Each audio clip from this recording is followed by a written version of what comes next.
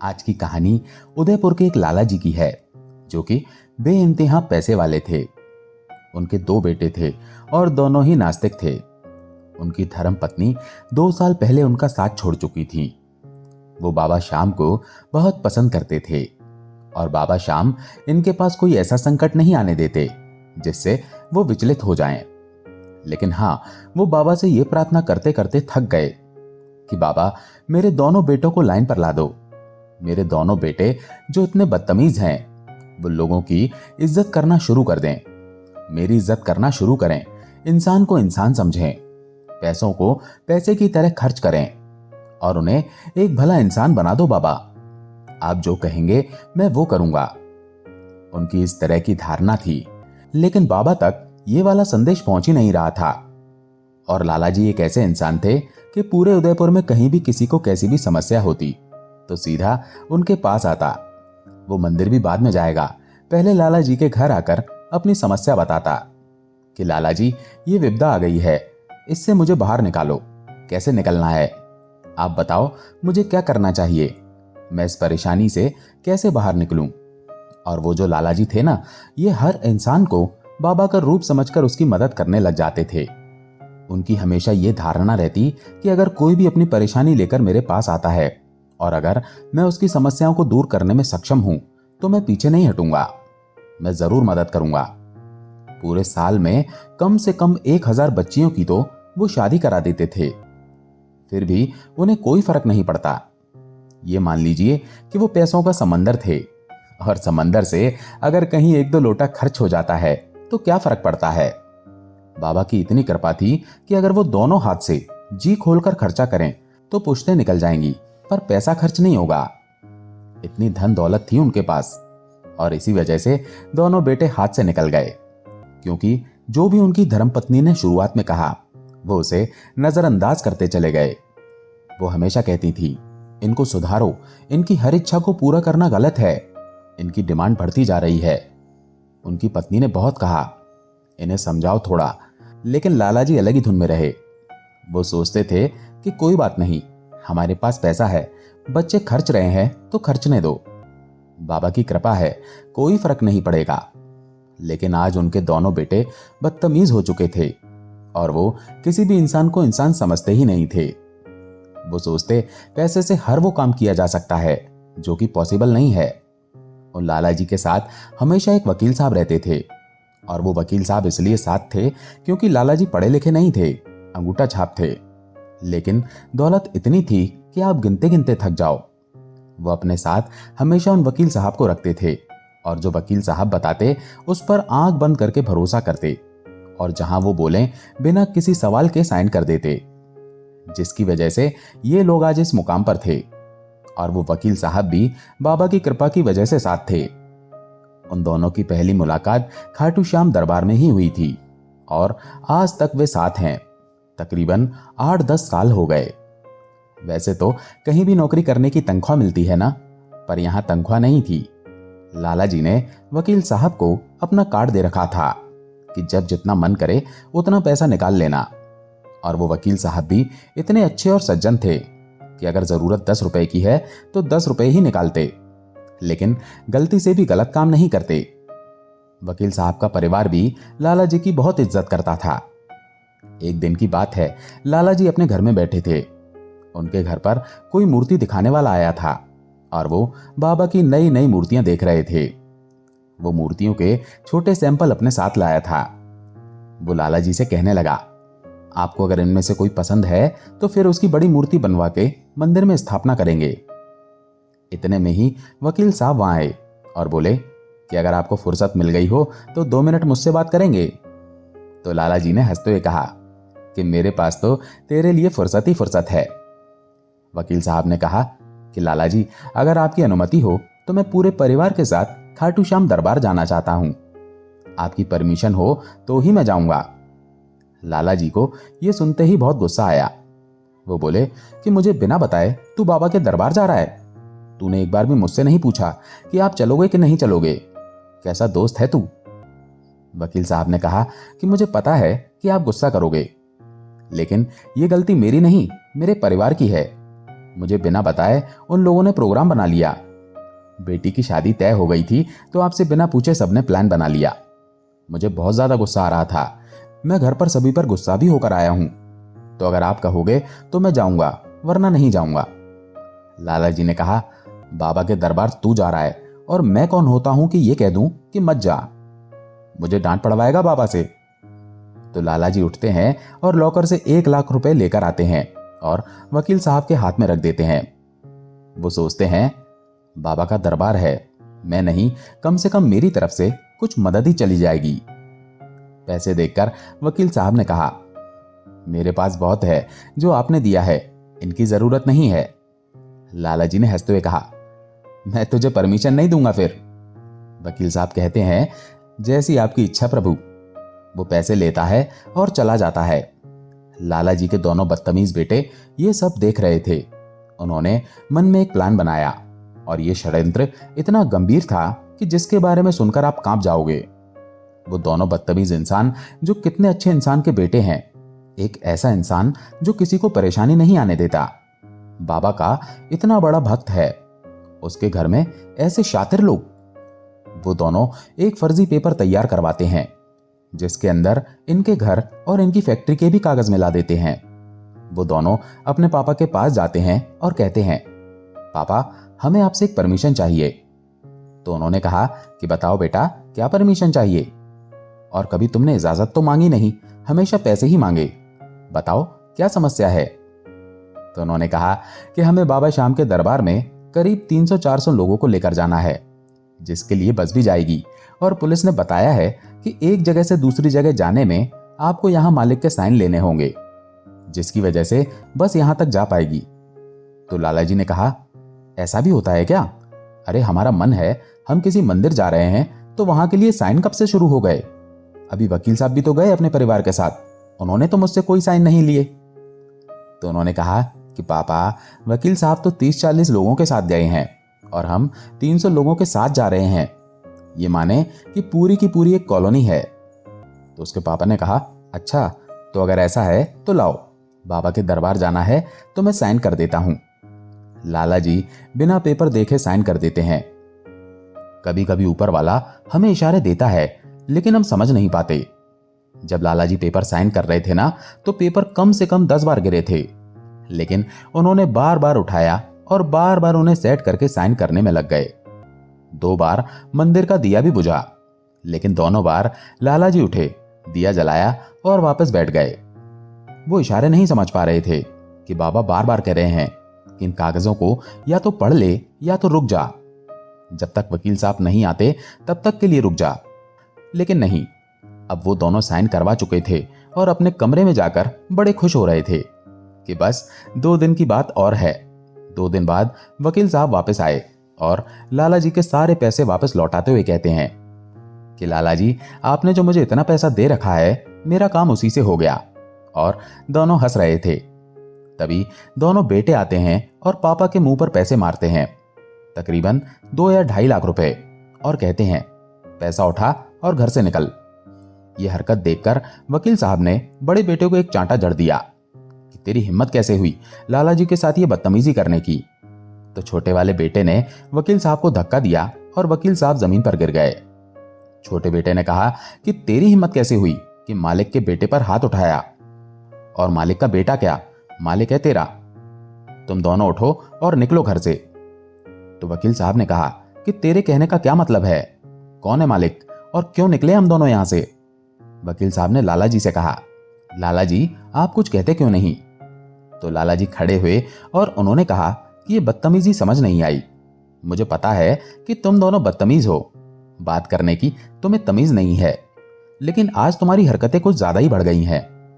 तो बड़ा वाला बेटा वकील साहब को कागज दिखाता है कि ये अपनी सारी फैक्ट्री, अपने सारे मकान मेरे और छोटे भाई के नाम कर चुके हैं, और इसमें यह लिखा हुआ है कि 2.5 लाख रुपए छोड़कर मुझे कुछ भी नहीं चाहिए।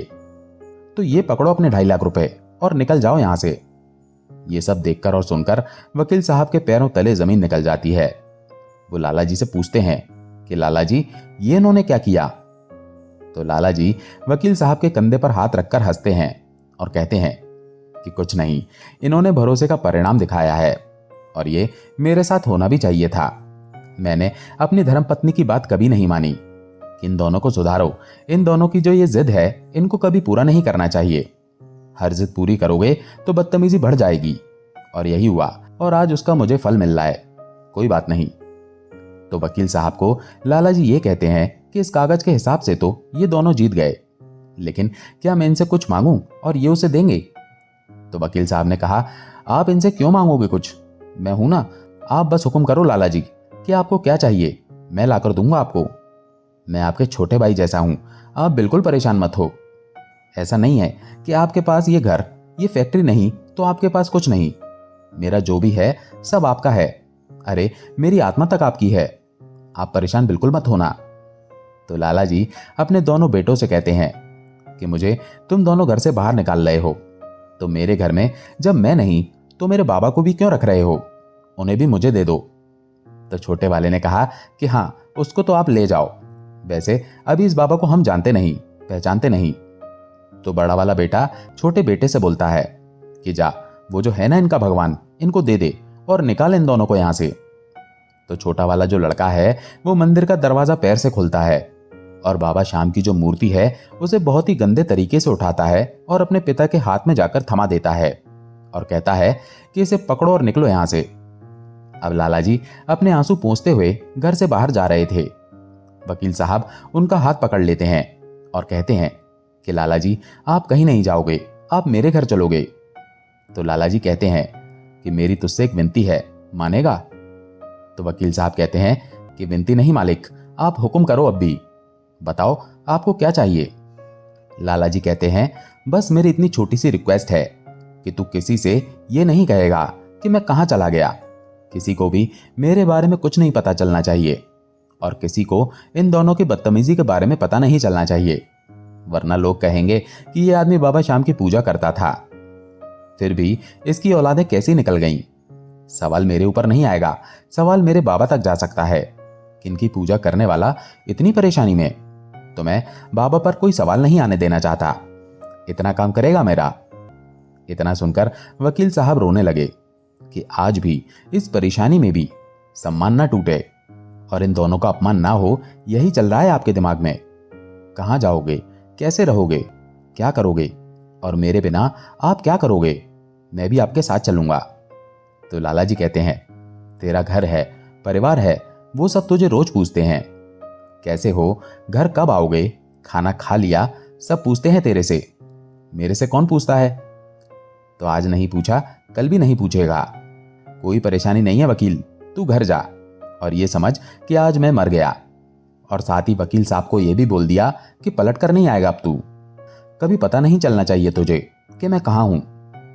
और वो पैसे भी 2.5 लाख रुपए वकील के हाथ में छोड़कर चले जाते हैं। किसी रेलवे स्टेशन पर पहुंचते हैं, किसी ट्रेन में बैठते हैं, किसी शहर में उतर जाते हैं। ऐसा करते करते उन्हें 15 दिन हो गए। बाबा श्याम की मूर्ति, एक झोला और वही कपड़े जो पहनकर वो निकले थे। तकरीबन 15 दिन हो गए और अभी तक ढंग से खाना भी नहीं खाया। अब एक जगह वो जैसे ही ट्रेन से उतरे और स्टेशन पार किया तो बाहर बाबा की बहुत बड़ी फोटो लगी दिखी। उस फोटो को देखकर जैसे सारी परेशानियां गायब हो गईं। मैं कौन हूं, मैं कहां से आया हूं, मेरे साथ क्या हुआ, मेरे साथ बच्चों ने बदतमीजी की, वो सब भूल गए, भूख भी भूल गए और बाबा की फोटो को देखकर भागे चले जा रहे थे। जैसे ही वो वहां पहुंचे तो पता चला कि किसी ने बाबा का बहुत बढ़िया जागरण करवाया था और अब यहां खाना मिलेगा। वो भी लाइन में लग गए। आज वही लाला जी जो ऐसे 1000 लोगों को बिना रुके लगातार खिला सकते थे, आज लाइन में लगे हुए थे। उनके पास बाबा की मूर्ति थी। तभी वहां एक आदमी जो वहां खाना परोस रहा था, उसने कहा, यह मूर्ति कहां से चुराई तूने? क्योंकि इनकी हालत तो आपको भी पता है कैसी थी, लेकिन वो बाबा की मूर्ति उसने खुद ऑर्डर देकर सोने की बनवा रखी थी। उस आदमी ने कहा कि ये तूने चुराई है। तो लाला जी ने कहा, मैंने चुराई नहीं, बनवाई है, लेकिन मैं अपने बारे में बता नहीं सकता कि मैं कौन हूं। मैं बस आपसे हाथ जोड़कर विनती करता हूं कि मुझे खाना दे दो, प्रसाद दे दो और मुझे थोड़ा सा बाबा के लिए भोग लगाने के लिए अलग से दे दो। हम दोनों कहीं चले जाएंगे।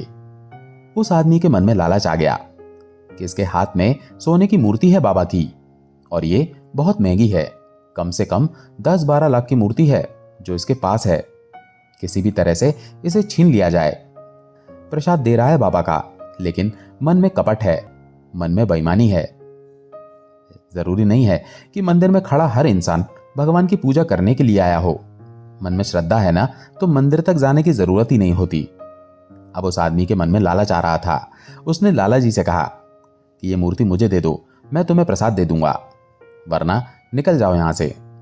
तो लाला जी ने कहा कि आपको मूर्ति चाहिए, मैं दे दूंगा, मुझे कोई फर्क नहीं पड़ेगा, लेकिन आप इसके बदले मुझे एक छोटी सी बाबा की फोटो दे दो, मैं भोग वहां भी लगा सकता हूं।